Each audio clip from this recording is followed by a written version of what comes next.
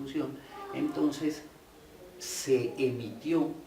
el acto legislativo 01 del 2017, donde se estableció el sistema integral de verdad, justicia, reparación y no repetición con sus 5 componentes. ¿Cuáles son sus 5 componentes? Los componentes correspondientes a sus organismos, que son la unidad de búsqueda de personas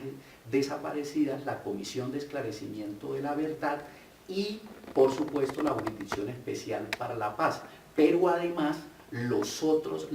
2 medidas, que son las medidas de no repetición y las garantías establecidas dentro del mismo acuerdo. Hoy ese acto legislativo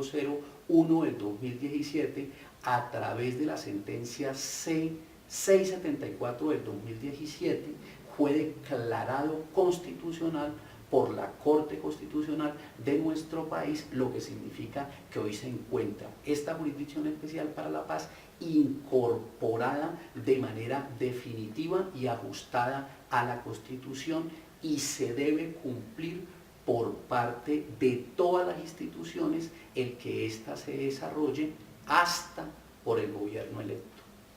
La solución de un problema, la Jurisdicción Especial para la Paz, es una herramienta que dinamiza un proceso que va orientado a alcanzar un consenso. Ese consenso está refrendado primero por la primera institución, en este caso por la rama presidencial. Es el presidente de la República quien tiene en sus manos esa potestad de firmar un acuerdo de paz, en este caso con un grupo que ya tenía una dinámica política participativa de acuerdo a los marcos legales. Pero viene un elemento que, digamos, es transversal, y es una consulta ciudadana. Esa consulta ciudadana nos arroja un 50% positivo y un 50% que todavía quiere definir el proceso de paz. Eso, ¿de qué manera es incidente en este acuerdo de paz? Si es incidente, o lo que va a pasar o lo que puede estar pasando hoy es el resultado de faltas de ajuste del mismo proceso y del mismo acuerdo de paz. Por supuesto, Fernando, lo fue de manera definitiva, a tal punto que el acuerdo de paz que se había firmado en agosto del mismo año fue modificado en Cartagena en agosto del 2016 por precisamente el que se firmó el 24 de noviembre del 2016. Entonces ahí está la incidencia que tuvo lo que tú comentas, que tiene que ver con el plebiscito, ¿sí? Que una vez incorporadas las modificaciones que tenían aquellos que no estaban a favor del primer acuerdo, incorporadas, se firmó el nuevo texto.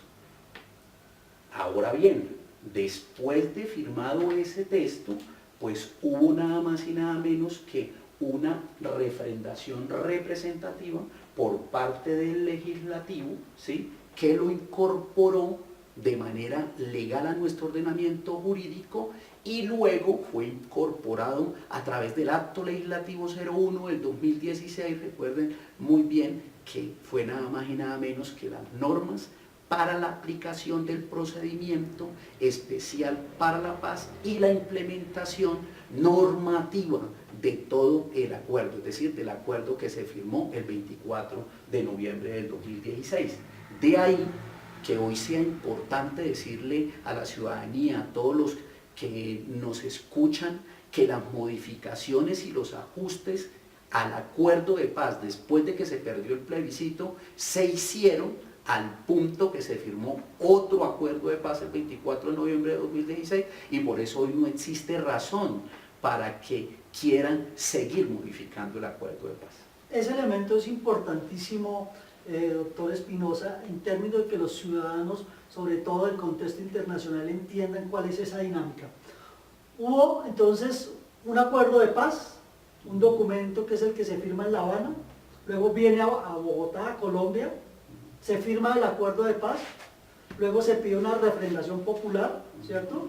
Y luego, finalmente, de acuerdo a los resultados de esa refrendación popular o social, entonces se hacen las modificaciones y queda el cuerpo, ya vamos, involuto del proceso de paz. ¿Qué puede pasar en este momento con lo que acaba de darse en el Congreso de la República? con el cambio del presidente electo en este momento. Dos temas ahí importantes para que la audiencia los conozca. El primero, y tiene que ver con el hecho histórico, se hace el acuerdo de La Habana que se firma en Cartagena, es el acuerdo de agosto del 2016. Viene el proceso plebiscitario del 2 de octubre, se pierden los que estaban de acuerdo con el sí, se modifica el acuerdo y es el que se firma en Bogotá el 24 de noviembre de 2016, incorporando todas las sugerencias, pero más que las sugerencias, las proposiciones que tenían aquellos que estaban en desacuerdo con el primer documento o con el primer acuerdo firmado en Cartagena. Ahora bien, y a propósito de la segunda parte de la pregunta, eso cómo se está desarrollando hoy en la práctica, ¿sí? Pues resulta que una vez firmado el acuerdo de paz, viene todo el proceso de implementación normativo. Y en ese proceso de la implementación normativa, que no es otra cosa que crear leyes para que se puedan desarrollar esos acuerdos, pues tenían que hacerse por vía del Poder Legislativo, es decir, del Congreso de la República Colombiana, y por el otro lado también tenía un control posterior y anterior de otro órgano de los poderes públicos en Colombia, como es el Poder Judicial, es decir, la Corte Constitucional. Y entonces es allí donde hoy, consecuencia de, ahí hay que decirlo, de las diferencias políticas o de las correlaciones políticas que existen tanto en el Congreso de la República como en el Poder Judicial, se han venido modificando los acuerdos, contrariando, escúchese muy bien esto, contrariando el acto legislativo de estabilidad jurídica de los acuerdos. ¿Qué es esto? Otra norma constitucional que se incorporó a la Constitución del 91 que indica que los acuerdos, el espíritu y el contenido de este no puede ser modificado por ningún órgano de la administración pública, sino que se tiene que guardar absolutamente el contenido literal de los acuerdos. El doctor John Espinosa, lo decimos para quienes están llegando en este momento a la plataforma de la www.clustertv.net, ahí en las redes sociales, en Facebook, Twitter e Instagram, gracias por estar. E igualmente recordarles que seguimos emitiendo desde esta plataforma informativamente que viene trabajando en Colombia, Global Play. Decir, doctor John Espinosa, que como abogado y asesor jurídico, tanto del sector privado como del estatal, es un experto y un conocedor a fondo de la Jurisdicción Especial para la Paz, y que en este momento vamos a ir acercándonos a unos elementos mucho más claros de hacia dónde va el proceso de paz y cuán vulnerable puede ser para la institucionalidad del país. Doctor John, decíamos que Colombia desde 1982 ha negociado 7 acuerdos de paz, 34 años en procesos de acuerdo de paz, en términos de las últimas 3 décadas, pero en términos de la realidad histórica de Colombia encontramos que el conjunto y la implicación de la guerrilla representa una sociedad, ¿está representando una sociedad civil o no está representando una sociedad civil en términos históricos? La guerrilla puede ser probablemente representarse a ella o representar a la sociedad o no representar a nadie, y aún así el gobierno tiene la responsabilidad de promover los cambios que el país necesita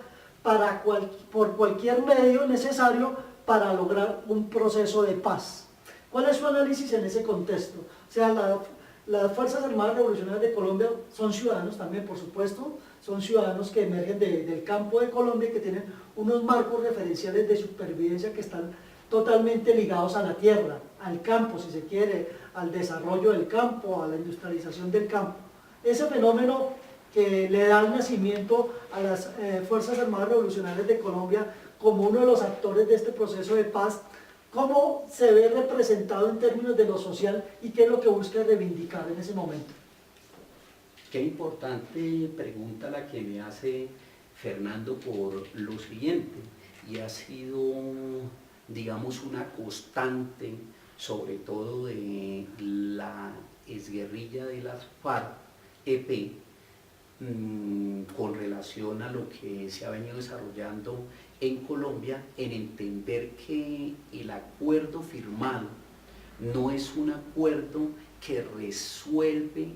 los problemas individuales de los excombatientes, sino que el acuerdo firmado, y por eso el mensaje de el mejor acuerdo posible, es fundamentalmente para que se apropie la ciudadanía de él y para que la sociedad comprenda que allí existen cambios fundamentales para la modernización de este país. Y voy a dar tres ejemplos muy claros. La reforma rural integral, ¿sí?, que se ha pedido desde el año 1930, tierra para el que la trabaja,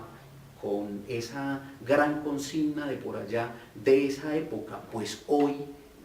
en el acuerdo de La Habana, suscrito en el Colón, está establecida esa reforma rural integral para que los campesinos puedan tener acceso a tierras. Pero hay otro, el de la participación política, el de la reforma política y el de la reforma electoral en nuestro país, necesario para la inclusión política de todos los sectores del país y sobre todo de los sectores minoritarios del país. Pero hay un tercer ejemplo, la justicia para con las víctimas, y por eso el sistema integral de verdad, una verdad que en la medida en que esta sociedad la tenga, va a poder cerrar las heridas